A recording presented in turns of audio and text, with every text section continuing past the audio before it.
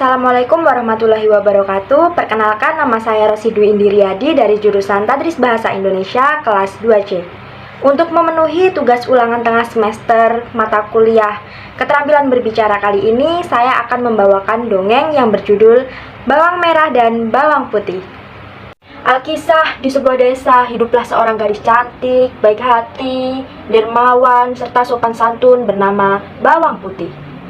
Bawang Putih ini hanya hidup berdua bersama ayahnya, karena semenjak ia kecil, Bawang Putih telah ditinggalkan oleh ibunya.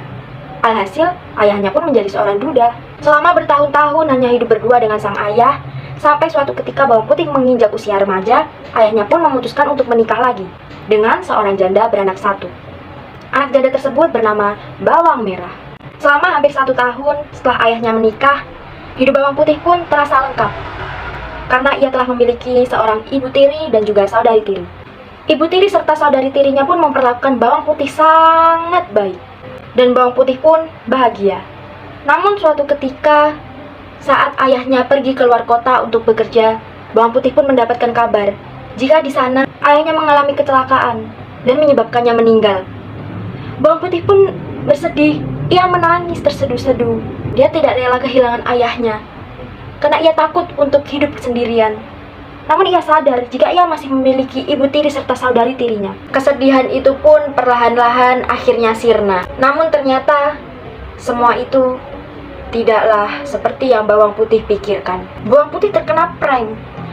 Ternyata sikap baik ibu tiri serta saudari tirinya yang dulu selalu Bawang Putih dapatkan, itu semua hanyalah tipuan belaka. Itu semua bohong. Itu tidak real. Sifat culas serta jahat yang dimiliki ibu tiri serta saudari tiri Bawang Putih pun mulai terlihat. Saat itu perlakuan ibu tiri kepada Bawang Putih serta Bawang Merah pun berbeda. Bawang Putih dijadikan pembantu. Pekerjaan rumah tangga dilakukan oleh Bawang Putih. Namun karena Bawang Putih yang memiliki hati baik, Bawang Putih tidak pernah mengeluhkan hal tersebut. Suatu ketika sang ibu tiri menyuruh Bawang Putih untuk mencuci pakaian di sungai. Dengan membawa bakul berisi pakaian saudari tirinya serta ibu tirinya, Bawang Putih perlahan berjalan menuju sungai sambil bernyanyi bersenandung. Ibu tiri hanya cinta kepada ayahku saja. Sesampainya di sungai, Bawang Putih pun mulai mencuci semua pakaian-pakaian kotor milik ibu tiri serta saudari tirinya tersebut.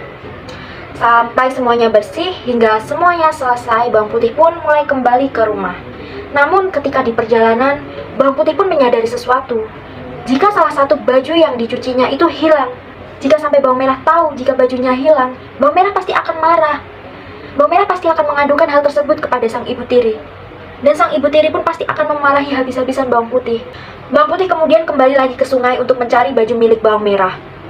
Ia menyusuri sungai, mencari keberadaan baju Bawang Merah, namun tidak juga ketemu. Dengan terpaksa karena tidak berhasil menemukan baju milik Bawang Merah, Bawang Putih pun kembali ke rumah. Sampainya Bawang Putih di rumah, ia pun mengaku kepada saudari tiri serta ibu tirinya bahwa pakaian yang dimiliki oleh Bawang Merah hilang. Ibu tirinya pun marah besar, apalagi Bawang Merah. Dengan perasaan sedih, Bawang Putih pun kembali ke sungai itu lagi untuk mencari pakaian milik Bawang Merah. Namun di dalam perjalanan, Bawang Putih tidak sengaja bertemu dengan seorang nenek-nenek tua yang jatuh di tepian sungai. Bawang Putih pun berjalan mendekati dan menolong nenek tua tersebut. Karena merasa kasihan, Bawang Putih pun mengantarkan nenek tersebut untuk pulang ke rumahnya. Nenek itu pun sangat merasa berterima kasih dengan apa yang telah dilakukan oleh Bawang Putih. Hingga hari ternyata sudah menjelang petang, Bawang Putih pun merasa sedih. Ia kemudian pun menangis di hadapan nenek tersebut dan bercerita. Dengan tenang, nenek tersebut menghibur Bawang Putih. Ia berkata jika tadi di sungai, ia tidak sengaja menemukan sebuah pakaian bermotif bunga-bunga yang tersangkut di bebatuan. Bawang Putih pun merasa sedikit lega. Ia pun meminta nenek tersebut untuk menunjukkan pakaian tersebut kepada Bawang Putih. Lalu nenek tersebut pun masuk ke dalam rumah dan mengambil pakaian yang dimaksudkannya. Betapa senang dan terkejutnya Bawang Putih. Ternyata pakaian yang ditemukan oleh sang nenek itu benar pakaian yang dimiliki oleh Bawang Merah. Lalu nenek tersebut pun mengembalikan baju itu kepada Bawang Putih. Selain itu, sang nenek pun juga memberikan 2 buah labu berukuran besar dan kecil kepada Bawang Putih. Nenek tersebut pun menyuruh Bawang Putih untuk memilih. Lalu Bawang Putih pun memilih labu berukuran kecil. Setelah menerima labu itu dari sang nenek, bawang putih pun berterima kasih dan kembali pulang. Setibanya bawang putih di rumah, ia pun menceritakan semua kejadian yang telah ia lalui kepada ibu tiri serta saudari tirinya. Tak lupa ia juga memberikan labu pemberian nenek tadi kepada mereka berdua. Lantas sang ibu tiri pun menyuruh bawang putih untuk membelah labu tersebut. Dan betapa terkejutnya mereka, ternyata di dalam labu tersebut terdapat beberapa emas yang membuat sang ibu tiri serta bawang merah menjadi gelap mata. Akhirnya, sang ibu tiri serta bawang merah pun merebut labu itu dari bawang putih. Bawang putih pun hanya bisa pasrah melihat keserakahan ibu tiri serta saudari tirinya. Namun, rupanya ibu tiri serta bawang merah belum puas. Sang ibu tiri juga bawang merah ternyata mengetahui jika ada salah satu labu berukuran besar ada di dalam rumah nenek tersebut. Mereka pikir jika ukuran labu tersebut besar, maka di dalam labu tersebut pasti akan lebih banyak perhiasan serta emas yang ada di dalamnya. Sang ibu tiri kemudian menyuruh bawang merah untuk kembali ke rumah nenek tersebut dan mengambil labu yang lebih besar.